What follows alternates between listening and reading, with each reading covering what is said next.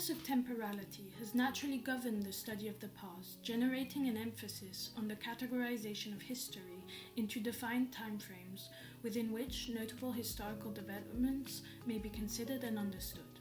However, this practice of neatly defined eras passively denies historical and cultural continuity, especially when coupled with geographic specializations.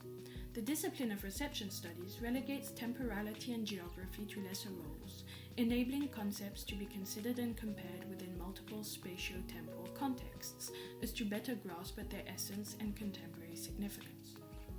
Following the theoretical framework of reception studies, we will explore the transmission, reception, and evolution of classical medical knowledge under the Abbasid Caliphate and attempt an understanding of the Abbasid scholars' sense of cultural coherence and continuity. Following the fall of the Roman Empire in 476 CE, a power vacuum arose and was filled by the governments of what we have now come to see as three distinct civilizations, all of which heavily borrowed and adapted features from late antique Rome. It is the Islamic civilization, more specifically the Abbasid Caliphate's relationship with classical medical knowledge, which we will focus on. Medieval Islam inherited the tradition of knowledge from the Greco-Roman periods through a Neoplatonic and Aristotelian lens. The predominantly Hellenistic medical knowledge was appropriated, compiled, and organized by the Abbasid scholars in such a way as to produce an all-encompassing medical corpus. The foundations of the Greek and Roman medical knowledge can be found in ancient Near and Far Eastern medicine, resulting in a practice of a combination of ideas and beliefs rather than a concrete body of knowledge. In classical antiquity, the overarching theme in medicine was the belief in the balance between the mind and the body. Though spirituality and science remained intertwined, the revolutionization of medicine generated by the school of Hippocrates emphasized rational inquiry into the cause of ailments and accelerated the search for natural cures.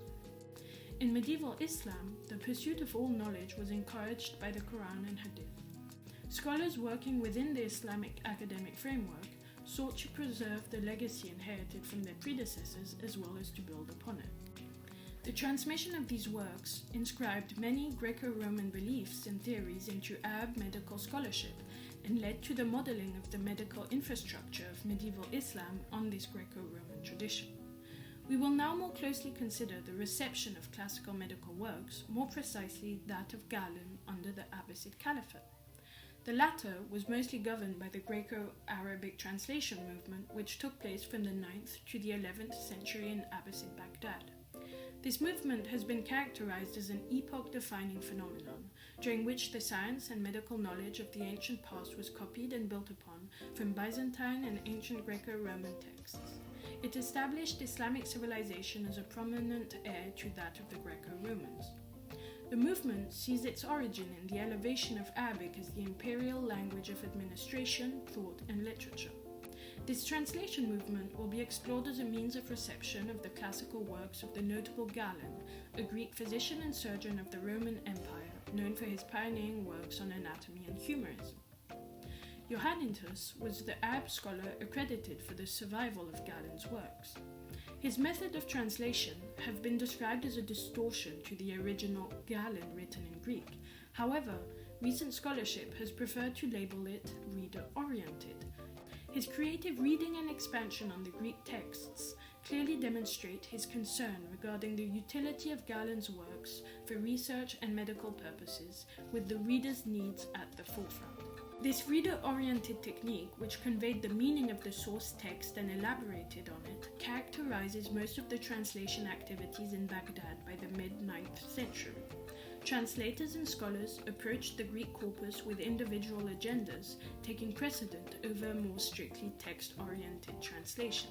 These innovative developments on the original works also sought to unite them with other ancient medical knowledge and with prophetic medicine, the medical knowledge based on the teachings of the Prophet Muhammad. Given that the Arabic translation of Galen is the form in which his writings first entered the West, the agenda of those employing his work and their attitude towards the original version has important implications for the understanding of continuity. Having discussed the transmission and reception of classical medicine, we will take a look at how Abbasid medical knowledge, specifically the works of Avicenna, evolved during the Abbasid Caliphate. Avicenna, as he is known in the medieval West, was a Persian physician and polymath considered to be the father of early modern medicine. With over 450 published works, his areas of expertise included most of the disciplines belonging to the modern humanities and natural sciences. Avicenna's innovations were made possible by the previously mentioned translation movement and his educational background on figures such as Aristotle and Galen.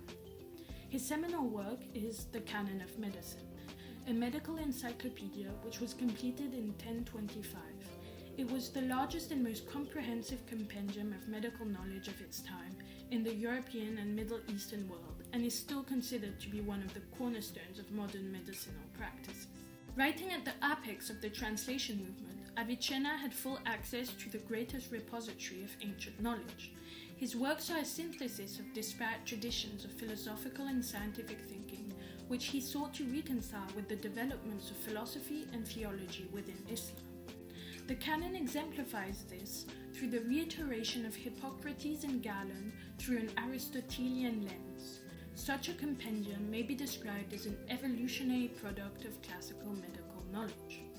This work was tremendously influential in the following centuries, with reactions ranging from acceptance to revision, refutation, and substitution.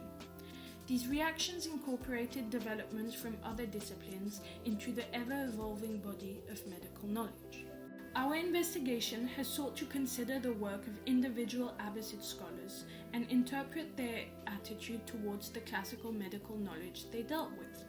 Johannitus's reader-oriented translation betrays his attitude towards the classical heritage as not one to be conserved as a revered tradition, but rather as a basis for his own discoveries, contributions, and achievements. Avicenna's works demonstrate an extensive synthesis of disparate traditions of thought, the strength and integrity of which is attested to by its continued significance over 700 years after his death.